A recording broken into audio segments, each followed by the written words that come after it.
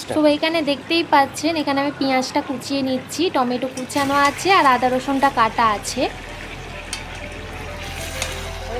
এবারে কড়াই তেল দিয়ে তাতে একটু চিনি আর তেজপাতা দিয়ে পেঁয়াজগুলো ছেড়ে দিলাম।